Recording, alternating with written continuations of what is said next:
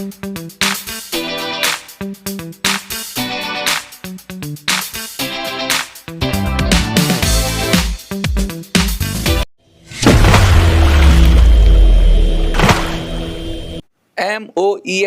Promotional council एक ऐसा नाम जो देश के अंदर पर्यावरण के लिए जाना जाता है, सरकार से जुड़ी हुई संस्था है।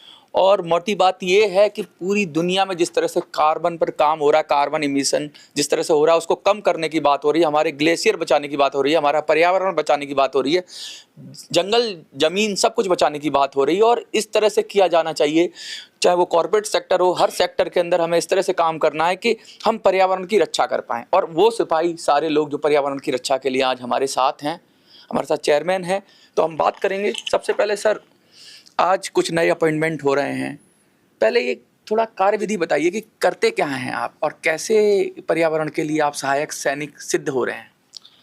देखिए, हमारे देश के यशस्वी प्रधानमंत्री श्री नरेंद्र मोदी जी का जो कैंपेन है, एक पेड़ माँ के नाम, इस कैंपेन को उन्होंने जब पूरा विश्व जलवायु परिवर्तन की समस्या से जूझ रहा था, तो सबसे पहले प्रधानमंत्री जी ने स्वच्छता अभियान चलाया, जो आपने देखा बहुत सफल साबित हुआ।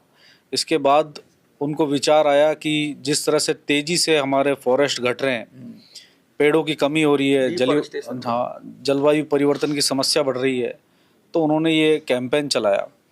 तो इसके अंतर्गत पूरे देश में अभी तक 100 करोड़ से अधिक पेड़ लगाए जा चुके हैं और ये निरंतर आगे भी जारी रहेंगे।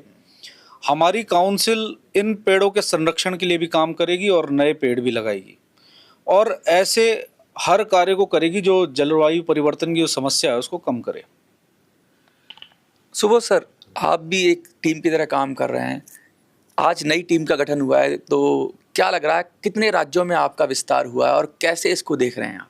अभी 4-5 राज्यों में विस्तार हुआ है अपने माननीय चेयरमैन जी की लीडरशिप में, and it is growing at a very fast rate, बहुत तेज गति से आगे बढ़ रहा है। क्योंकि पेड़ लगाना तो अलग बात है, उसको मेंटेन करना और उसको एक बच्चे की तरह पालना, वो मेन चीज़ होती है।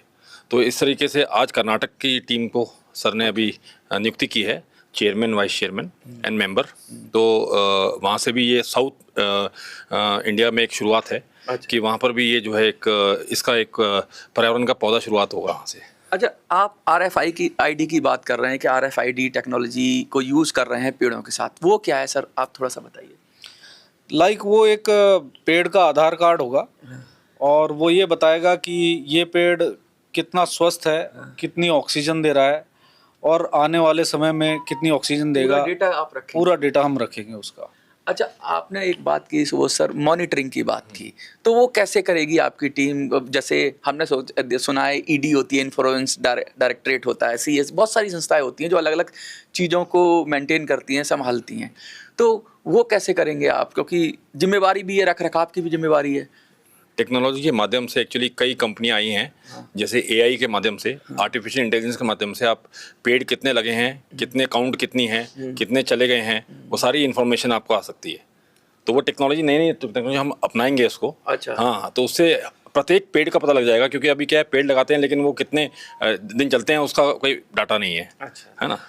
हम आपकी टीम से भी बात करेंगे। एक बात और पूछना चाहते हैं कि मोदी जी से क्या क्या आपको वो मिली हैं, इंस्ट्रक्शंस मिली हैं? भाई कुछ टारगेट तो मिला होगा सर, आप इतनी बड़ी जिम्मेवारी मिली है आपको, तो बहुत कुछ टारगेट भी मिला होगा कि भाई मोदी जी तो बड़ा कहते हैं, काम को बड़ा ध्यान रखते हैं कि इतना काम हमें करके देना है, वो टीम को भी पता होगा आपके, तो कुछ है target?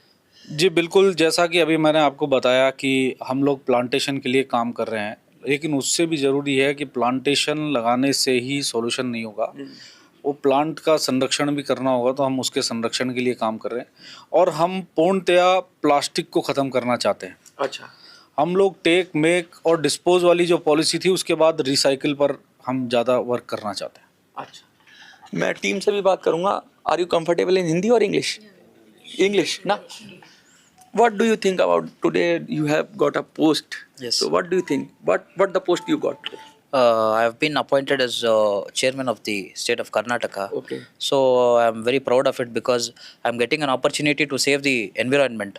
And from past few years, I had this thing like I had to do something for my country, for my state.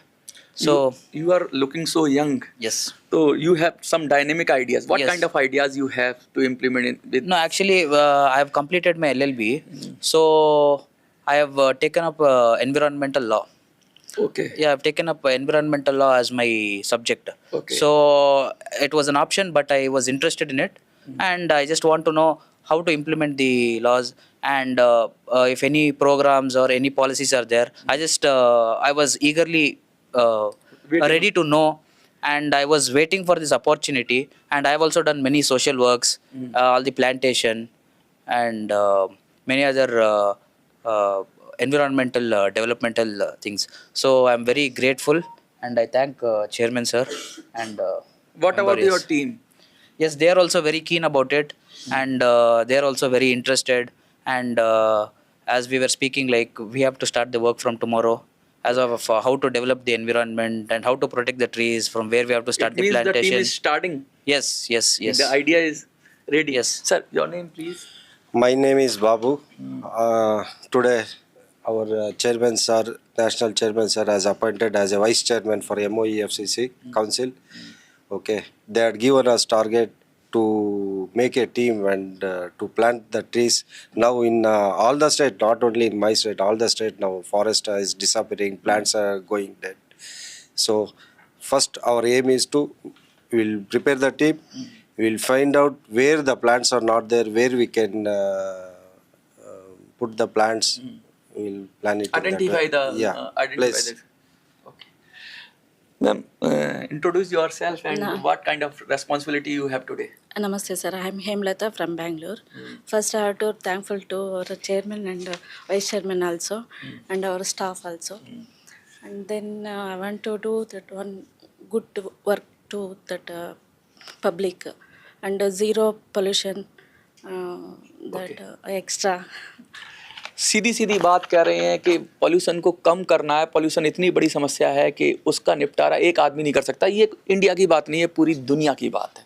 और पूरी दुनिया आज सोच रही है कि हमें ग्लेशियर कैसे बचाने हैं, हमें ओजोन की लेयर कैसे बचानी है, हमें जलवायु परिवर्तन से होने वाले जो नुकसान हो रहे हैं, जो नदियाँ सूख रही हैं, कहीं कहीं बहुत ज़्यादा बरसात हो रही है और कहीं पर सूखा पड़ रहा है। तो ये जो जितनी घटनाएँ हो रही हैं, मानवता को बचाना है तो जलवायु परिवर्तन को जो जिस तरह से मानव निर्मित हो रहा है जलवायु परिवर्तन, उसको रोकना होगा, कार्बन को रोकना होगा, कार्बन उत्सर्जन को कम करना होगा। ये वही टीम है, ये सारे सिपाही हैं और मैं कहूँगा सेनापति भी हैं ये, और इनके देख रेख में भारत भी अब तरक्की करेगा और आगे जो विश्व के मापदंड हैं, जिस तरह से दुनिया में हम भी इसमें भी लीडर साबित होंगे और मोदी जी के विजन के साथ ये लोग हैं। आपको क्या लगता है, कमेंट में लिखिए, देखते हैं।